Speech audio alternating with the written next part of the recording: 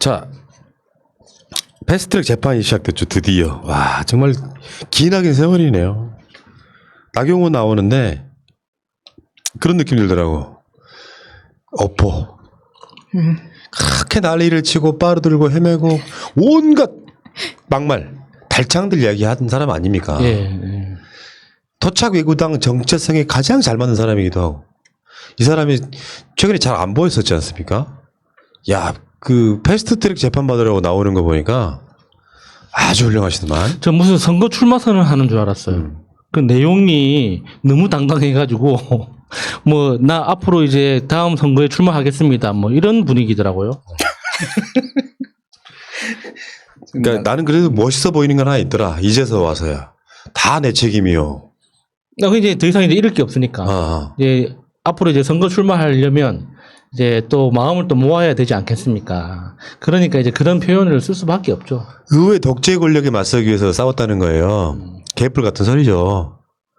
그 민주당이 4+1 해가지고 겨우겨우 이렇게 하는데 패스트트랙 관련해서 뭐 이 사람들은 아예 협의조차 응하지 않았단 말이에요. 예.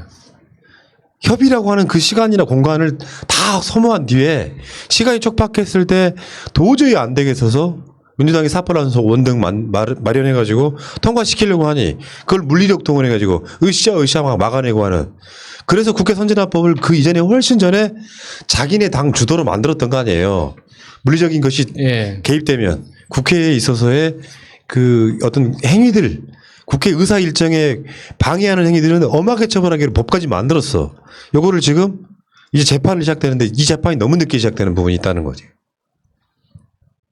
저희들이 만든 칼에 자기들이 제일 먼저 지금 당하고 있는 그런 꼴이죠. 네, 오랜만에 나경원이 카메라 앞에 서면서 프로필을 다시 한번 확인을 했더니 업데이트된 상황이 있더라고요. 뭔데요? 현재 법무법인 1호에서 고문 변호사로 활동하고 있다. 이렇게 소속이 정해졌어요. 근데 법무법인 그 말을 해도 되나? 어때요? 네. 그 법무법인 사이트에 들어갔더니 와, 이렇게 화려할 수가 없어. 올해 퇴임한 부장검사, 부장판사, 작년에 퇴임한 부장검사, 부장판사 이렇게 다 모아가지고 전관으로만 막 어마어마하거든요. 정관 전문 로펌 뭐 네. 이런 건. 여기 대표 변호사 김용남도 있습니다. 추미애 네, 아시겠죠? 아니 최민희 의원한테 참가르침 당하시는 분이죠. 네. 어처구니 없네. 야, 고문 변호사는 왜 고문 변호사인 줄 아세요? 고문관이라 그래요, 진짜로. 왜냐면 법률 변호를 놔버린 지가 오래돼가지고 사실은 뭐 할 게 없어. 그냥 얼굴 마담으로 들여놓은 건데 그 정도 노폼이면은 그냥 토착외구 당이요, 토착외구 로펌이요 할만하네. 나경원, 황교안, 윤한홍, 이만희, 김정재, 송원석, 곽상도 여기 현역들 있죠. 김정재, 다음에 송원석, 곽상도, 이철규, 김태흠, 장재원, 박성중, 강효상, 김명현, 민경욱, 정가변, 정양석, 정용기, 정태욱, 김선동, 김성태, 윤상직, 이장우, 홍철호, 이은재, 그리고 보좌관 3명. 그러니까 지금 현재 윤한홍, 이만희, 김정재, 송원석, 곽상도, 이철규, 김태흠, 장재원, 박성중은 의원직을 날려버릴 수도 있습니다. 이 사람들이 유죄가 나서 그 소위 말하면 500만 원 이상만 받아도 국회의원직 날아가고 5년 동안 출마 못 한다는 거 아닙니까? 예. 네, 여기에 여상규는 빠져요. 저는 잘 모르겠어요. 여상규는 그 최이배 의원 감금할 때는 그 안에 있었거든요. 그렇죠. 그때 논란이 있었죠. 여상규는 왜 봐주냐. 그러니까.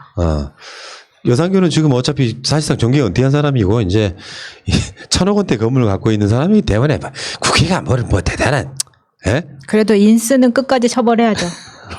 고령 자연 감소를 기다립니다. 네. 내가 봤을 때 그분은 법사위원장 할 때부터 약간 노만기가 있었잖아요. 막 쌍욕해버리고 막.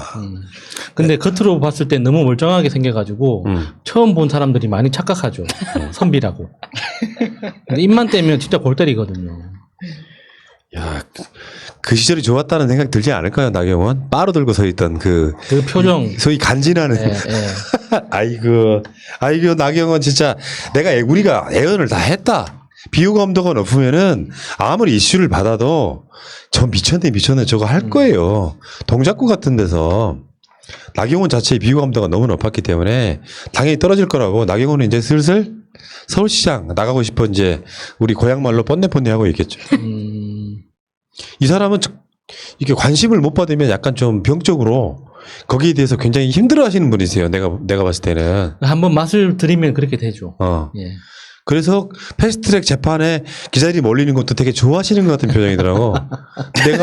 내가 이렇게 권한을 받으니 여러분들 나를 서울시장 후보로 한번 생각해 주시오. 근데 힘들 겁니다. 현역도 그렇지만 오세훈이나 나경원은 이미 전적들이 있잖아요. 떨어진 전적들이.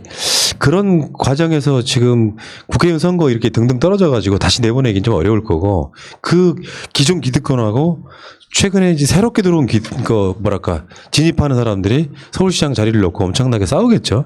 어쨌건 나경원 씨는 다른 사람을 떠나서 황교안 나경원은 정치 복귀 못하게 했으면 좋겠어요. 힘들지 않을까요? 특히나 나경원은 이 지금 패스트트랙 관련된 수사를 받고 재판 진행되면서 이 국회법이 다른 여타의 형법이나 어떤 그 규제하는 법보다 훨씬 더 강력하게 설계가 돼 있잖아요. 그러니까 낮은 형량을 맞아도 정치를 다시 하는 거는 힘들지 않을까 싶습니다. 자, 그 과정에서 나경원 관련한 검색을 해보니까 2011년 10월 24일 날 기사가 하나 나오더라고요. 나경원 미용 비용 600만 원 정치자금에서 지출했다. 이번에 그 추미애 장관 딸 식당에서 1년 동안 250만 원 요 보도하면서 그 조수진이 엄청 의기양양해가지고 조수진이 이럴 때 나서면 안 된다고 내가 말했잖아요. 네 비호 감도가 더 커서 야 250만 원 1년 동안 그 악플만 달리는 상황이지 않습니까? 근데 조수진이 그렇게 나서니까 국짐당 국회의원들은 얼마나 속으로 짜증이 났겠어요. 왜냐하면 되게 그렇게 많이 쓰거든요. 그렇죠. 근데 지금 나경원 미용 비용이 그러니까 미장원 가구 이런 비용만 600만 원을 정치자금에 지출했다는 거 아니에요. 그러니까 이게 냉정하게 봤을 때 그 미용실에서 사용했다는 그 돈 자체를 불법으로 볼 것이냐 이건 선관위에서 판단을 하는 거거든요. 그러니까 선관위에서 문제 삼지 않았다면 그냥 도의적으로 기분이 나쁜 거죠. 국민들이 보기에. 근데 진짜 문제가 되는 건 나경원 의원실에서 2년에 걸쳐서 기름값만 5천만 원? 6천만 원 정도 쓴 그런 일도 있었죠. 그게 하루로 환산을 해보면 하루에 기름을 8, 9만 원 정도 넣었다는 거예요. 마셨나? 그 집은 탱크 뭡니까? 탱크 운영하러도 연비가 키로당 1리터당 2kg 정도 나와요? 그 기름값이 월 평균 200만 원이었어요. 그러니까요. 거기 지방 어디 박덕금 지역구 정도 되면은 그 크기가 서울보다 3배인가 4배인가 된대. 아니, 하루 운행거리가 한 800km 정도 된다면 그렇겠다 싶죠. 200만 원. 예. 근데 그 말이 안 되지 않습니까? 나경원이 그 당시에 향후의 연회비, 서울대 법대 동창회비 등도 정치자금에 지출했다고. 동창회비를 왜 거기 공금했었습니까? 그게 이제 공적인 일이라고 생각했겠죠. 거기다가 그 정치자금 후원자 중에 자기 사학에 근무하는 선생님들 명단이 있었는데 그거를 이제 버젓이 받았다는 거. 그거 명백한 불법이거든요. 한 사람만 해도 그건 불법인데 수십 명이 그렇게 냈는데도 불구하고 나는 몰랐어. 이렇게 이야기하는 거 정말 나경원 스타일이네요. 그러니까 이 당시의 논란이요. 예를 들어서 그러니까 어떤 논란이냐면 미용실 입장이 나는 진실 같은데 실제로 나경원은 와서 맞아요. 우리한테 드라이만 했다. 그러니까 15,000원짜리를 하고 갔는데 나경원은 신고하기를 한 번에 15만 원 정도 20만 원, 30만 원 썼다고 신고가 된 거예요. 나경원 와서 머리도 안 하고 드라이만 하고 갔는데 한 번 갈 때 20만 원, 30만 원 썼다. 이런 식의 것들은 문제가 되는 거죠. 그렇죠. 근데 이게 선관위가 조건을 달았거든요. 인터뷰나 방송 등 정치인으로서의 활동이 목적이라면 그 목적으로 사용한 금액이라고 한다면 정치자금에서 사용할 수도 있다. 이렇게 얘기를 한 거고 구체적인 부분에 대해서는 정확한 입장을 안 내놨고요.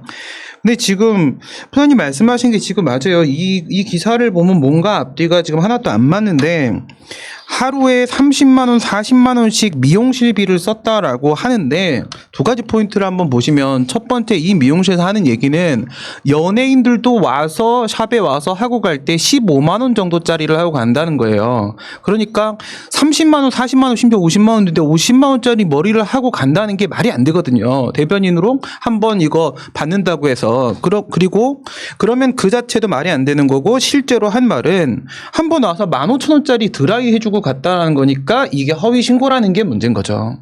네, 허위 신고를 한 거고 사실 이 기사를 보면서 제가 느낀 거는 추미애 장관하고 또 이렇게 비교가 자꾸 되는 거예요. 추미애 장관 처음 장관에 있을 때 막 이렇게 방송에 나올 때 보시면 자기 이제 국회의원 때 의원실 들어가 가지고 시간이 워낙 없으니까 고데기 가지고 혼자서 머리 이렇게 정리하고 바로 나가서 일을 하고 이런 모습인데 뭐냐고 머리를 왜 이렇게 붕붕 띄워가지고 오려고. 기름값 5천만 원 있죠. 그것도 정말 신기한 게 한 가게에서만 씁니다.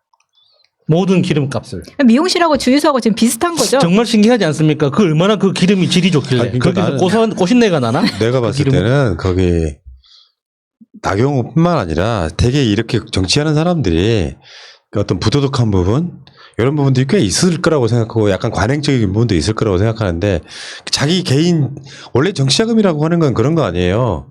정치하는 데 있어서 필요한 비용이니까 이 경계선이 약간 애매모호한 측면이 있는 거예요. 예를 들면 추미애 장관처럼 기자들하고 간담회를 하는데 자기 딸 가게에서 한 게 무슨 문제입니까? 어떻게 보면 이게 거액을 막 아무 행위도 하지 않았는데 가짜로 신고해가지고 막 한꺼번에 나경원처럼 15,000원짜리 드라이하면서 실제로 신고하는 거는 20만 원, 30만 원어치 했다고 이렇게 신고하는 게 더 큰 문제인 거고. 그러니까 자기들은 관행이라는 이름으로 이런 것들을 되게 많이 했을 텐데 눈치 없는 조수진이 추미애 딸 가게에 가가지고 1년 동안 250만 원을 썼어? 근데 조수진 머리 위에는 11억 5천만 원이라고 쓰여 있잖아. 네. 그러니까 이게 여론상에 안 통하는 거고요. 나경원뿐만 아니라 저쪽 사람들은 대개 보면 그런 식으로 약간 원래 가진 것들이 더 하잖아요. 내 건 안 쓰려고 하지. 대표적인 게 이명박 아닙니까? 내 재산은 10원도 안 건드리고 싶어. 하다못해 기름값도 막 기름값 그 교통비 관련해갖고 지급이 되기 때문에 하루에 200만 원씩 쓰는 돈. 기름값. 그러면 나머지 다 누가 먹었다는 거야, 그게. 그 이명박 유명한 그 이야기 있잖아요. 그 개수육 두 그릇 시켜가지고 혼자 먹었다는 경호원들 그 같이 밥 먹는데 개수육 두 그릇 시켜가지고 그 경호원들 안 주고 지 혼자 두 그릇 다 처먹었다. 유명한 이야기 있지 않습니까? 아니, 근데 조수진이 이런 식으로 쳐주면 줄수록 이런 것들이 더 많이 튀어나올 겁니다. 근데 말씀하신 대로 추 장관의 그 따님 레스토랑 같은 경우에는 사실 이태원에 있었어요. 2014년에. 그런데 9개월 만에 문 닫았습니다. 그리고 2014년에 그거를 문 닫은 상황에서 250만 원을 썼다고 하는데 그렇다면 다른 식당에서 더 많이 썼을 확률이 더 높잖아요. 네. 그럼 그걸 찾아야지. 그러면은 엄마 입장에서는 딸보다 다른 식당을 더 많이 갔다는 이야기 아니야? 아니 근데 이거는 기자들 입장에서 안 써줄 가능성이 너무 커요. 아니 그러니까. 왜냐하면 지금 그 기자들과의 식사 자체를 문제 삼기 시작하면 앞으로 기자들이 자기가 돈 내야 되는데. 그러니까 이런 걸 물어가지고 오는 것 자체가 되게 바보 같은 짓인데. 그게 정확한 지적이에요. 지금 우리가 새날에서 방송을 하잖아요. 방송을 하면서 숨 쉬는 것도 정치다. 우리가 이렇게 얘기를 해요. 그러면 이제 나경원은 머리 하는 것도 정치다. 뭐 이렇게 얘기를 하고 이제 언론에서는 추미애 장관한테 밥 먹는 것도 정치냐? 뭐 이렇게 얘기를 할 거야. 좋다고. 그런데 진짜로 정말로 자기 딸 가게에서 그렇게 팔아줘가지고 뭐 정치자금 가지고 뭐 밀어주고 이렇게 팔아주려고 한 거라면 폐업할 때까지 어떻게 그냥 두냐고. 그렇죠. 폐업할 그치. 때까지. 아니 그리고 이게 지금 오바로 갖다 붙이는 게 이런 겁니다. 머니투데이에서 오늘 추미애 딸 식당에 단골이던 줄리앙이라고 있어요. 그 외국인 벨기에에서 온 사람인데 JTBC에서 나오는 외국인들 나오는 네, 외국인 나오는 TV에 나와요. 근데 비정상회담 여기에서 나와서 굉장히 유명한 사람이고 이 사람 저도 몇 번 봤어요. 왜냐하면 이태원에서 뭐 클럽이나 뭐 행사를 할 때 자주 옵니다. 그리고 이 사람 자체가 이런 애들은 이태원에 단골이 많아요. 근데 9개월 열었다가 닫은 그 가게에 단골이었는데 6년 후에 2020년에 법무부 홍보대사가 됐다고 이게 또 커넥션이 있는 거 아니냐라고 연결을 짓는 것은 너무 오버 아니냐. 사실 이렇게 할 일들이 없나 이런 생각이 듭니다. 추미애 대전 폐잔병들이 지금 가끔씩 기사가 나옵니다. 근데 되게 유치한 거. 그러니까 완벽할 수는 없겠지만요. 예를 들어 아, 이거 필산병이 사람이라는 게 그런 거 아니에요. 정치적인 관행이라는 게 있는데 조수진은 자기네 당 한번 돌아보지 않고 얘는 정치를 아마 초짜이기 때문에 그런 식으로 터트리면 그 나비 효과가 어떨지는 생각을 못했다고 생각이 들거든요. 했으면 훨씬 더 많이 했을. 예를 들면 굳이 우리가 따지자면 추미애 장관이 왜 자기 딸 가게에 가서 했을까? 굳이 따지자면 이거 좀 그렇다라고 할 수 있겠지만 이게 뭐 감정적으로 이해가 되잖아요. 예. 장사가 안 되는 딸 가게에 정치적 행위, 기자들과의 간담회라든지 이런 걸 하면서 딸 가게에 가서 한 대 10만 원, 15만 원 이렇게 쓰는 것이 다 합쳐봐야 만약 이게 박덕금처럼 막 이게 수백억 단위로 올라가는 게 아니라 그 정도는 저러면 안 했으면 좋았겠지만 그렇다고 해서 이게 뭔가 치명적으로 뭔가를 주는 상황이 아닌 거란 말이에요. 식사비가 1인당 10만 원, 20만 원이었다면 크게 문제가 되는 거 맞죠. 근데 기자 간담회라고 하면 최소한 기자 6명 정도 옵니다. 그러면 7, 8명이 테이블 2개 붙여놓고 전체 식사비가 10만 원 나왔어. 그게 많이 나온 겁니까? 서울 시내에서? 이태원 같이 비싼 곳에서? 아니 우리들 지금 말이 안 되는 거죠. 우리 스태프들이랑 이렇게 6명이 밥 먹으면요 기본적으로 어떤 날은 10만 원 나온 날도 있어요. 예. 그러니까 그게 뭐 대단한 돈이 아닌 거예요. 서울 시내에서는. 근데 그걸 가지고 그냥 긁어 모아가지고 총액으로 250만 원이라는 그 숫자만 빵 때리니까 우리는 당연히 1,000억이 생각나는 거지. 250만 원을 매일매일 하루도 빠지지 않고 100년 동안 써도 1,000억을 다 못 씁니다. 그 얼마나 큰 돈입니까, 1,000억이. 그러니까 그렇다니까요. 돈 가진 자일수록 나경원 재산 많잖아요. 가진 자일수록 이 정치하라고 준 후원금을 이거는 진짜 큰 문제죠. 기름값이나 미용비 같은 경우는 어쨌건 조수진이 지금 큰일 하고 있어요. 나중에 조수진도 내가 봤을 때는 의원직 날아가요. 저 정도 되면. 그래서 공정한 잣대를 들이대야지. 그러면서 쟤네들이 공정하지 않으면서 문 대통령이 그 주말에 BTS 청년의 날 여기에 또 뭐 공정 외쳤다고 또 난리를 치던데 문 대통령의 그 이런 청년들에 대한 대통령 나름의 진정성은 저는 확실한 분이라고 보거든요. 근데 그걸 꽈서 보니까 왜 BTS를 불러서 정식으로 이용해 먹냐, 왜 그 행사에 마스크 안 썼냐, 온갖 물어뜯기를 하고 있더라고. 실제로 문 대통령이 청년의 날을 만든 겁니다. 청년의 날이라고 하는 것을 이례로 만들어가지고 나중에 그런 때문에 그 20회 성년이 되는 날에 무슨 타임캡슐처럼 뭔가 열어보는 뭐 행사가 있더만요. 앞으로 20년 후에. 근데 청년의 날을 만든다고 청년에 대한 것이 달라지는 건 아니죠. 그러나 그런 진정성을 갖고 실제로 청년은 낀 세대라고 보는 게 맞잖아요. 청소년도 아니고 어린이도 아니고 어른도 아닌데 사회적인 기반이 너무 약하고 직장도 많이 못 잡고 이 과정이 있다 보니까 이게 문재인 정부의 잘못입니까? 노력은 하고 있지만 청년 수당이나 이런 게 나왔던 게 이슈가 됐던 게 언제예요? 박근혜 때잖아요. 그래서 그 당시에 헬조선 이야기를 했었지 않습니까? 그래서 이게 하나 둘씩 지금 청년이 뭔가 좀 자리를 잡아갈 수 있게 만들어가는 과정이라고 보면 되는데 문재인 정부 청년들을 홀리한다 그 프레임 만들어가지고 계속해서 그런 방식으로 거기다가 추미애 장관 아들, 뭐 조국 장관 딸 아들 막 끌어들여가지고 청년들을 선동하기 바쁘지. 그 현실적으로 거기다가 대놓고 뭔가 실효성 있는 정책을 내놓은 국짐이 아니지 않습니까? 그리고 이것에 대해서 비판한 김은혜 대변인은 재산이 211억 원 정도 되시는 부동산도 분이에요. 겁나 많고요. 이런 분이 이런 비판을 할 수 있는지 본인이 정말 불로소득 없이 열심히 일해서 모은 것인지 궁금합니다. 그러니까 김은혜 의원이 아나운서 할 때도 그 방송국 사람들이 뒤에서 그랬다고 하죠. 취미로 일하는 사람이라고. 그래서 저렇게 여유가 흘러 넘치는 거라고. 특유의 여유가 난 좋았거든요. 예. 나도 직장생활 취미로 하고 싶다. 근데 이런 게 있어. 잘 생각해봐. 기득권이라고 하는 거. 내가 요즘에 그 전주의 아버지 전석금을 예를 들거든요. 전두환 때 임명직 도지사였어. 전남도지사. 그런 게 사실 다 아빠 찬스야. 아버지가 돈 많은 무슨 사학 이사장이야. 홍신학원 이사장이야. 그게 아빠 찬스야. 그렇게 따지면. 지금 이야기하고 있는 예를 들면 아빠 찬스, 엄마 찬스 그런 게 진짜 엄마 아빠 찬스 랜덤으로 태어나가지고 이재용은 아빠 찬스 아니냐? 깨놓고 이야기해서 이정이 뭐가 잘났다고 삼성이 부회장을 하고 있겠냐? 간단히 말해서 아버지 잘 만난 덕에 그런 거지 네가 잘난 게 아니거든. 그런 기득권들 많아요. 예. 엄마 찬스, 아빠 찬스, 심지어 남편 찬스, 부인 찬스. 그러니까 국진당 같은 부류들이 공정을 가지고 이렇게 저렇게 비아냥대고 비꼬잖아요. 그 사람들의 전제를 들여다보면 그 공정이라는 게 기계적 균형이라는 전제를 깔고 그 지금 문재인 정부를 막 비난하거나 비아냥대거든요. 근데 그렇게 이야기하는 사람들이 정작 공산당이라는 공산주의 가지고는 펄쩍 뛰면서 또 절대 뭐 악인 것처럼 그렇죠, 그렇게 그렇죠. 이야기를 한단 말입니다. 참 재미있는 사람들이에요, 진짜. 이 사람이 김은혜 대변인이 선택적 정의와 수사만 남발되는 문재인 정부라고 얘기를 했어요. 선택적 정의와 수사만 남발되는. 근데 전 여기 동의해요. 선택적 정의와 수사가 결국 누구를 선택을 하는 것이냐.